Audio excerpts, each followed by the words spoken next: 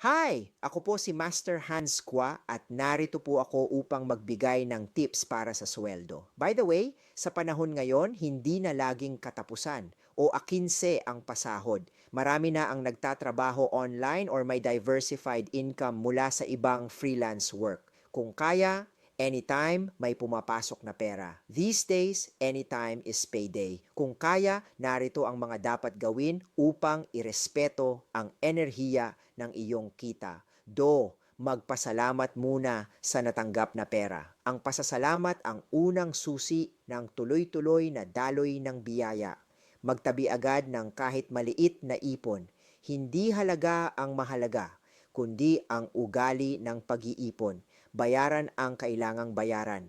Ang malinis na obligasyon ay nagbubukas ng bagong swerte. Maglaan ng budget bago gumastos. Kapag may direksyon ng pera, hindi ito naliligaw. Mag-iwan ng pera sa wallet magdamag. Huwag hayaang maubos ang energy ng sahod sa unang araw. Don'ts huwag ubusin ang sahod sa unang gabi. Ang biglaang gastos ay bigla ring nagtataboy ng suwerte. Huwag magpautang kung mabigat sa loob. Ang perang ibinibigay na may sama ng loob ay hindi bumabalik ng buo.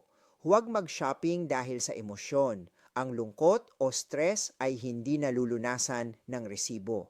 Huwag ikwento ang buong sahod sa lahat. Hindi lahat ng nakakarinig ay may mabuting intensyon. Huwag magdesisyon sa pera kapag pagod o puyat. Ang malinaw na isip ang pinakamahusay na financial charm. Ako po muli si Master Hans Kwa, the Philippines' most trusted name in Feng Shui. If you enjoyed this video, make sure to click that like button, leave your comment na din, follow me for more videos.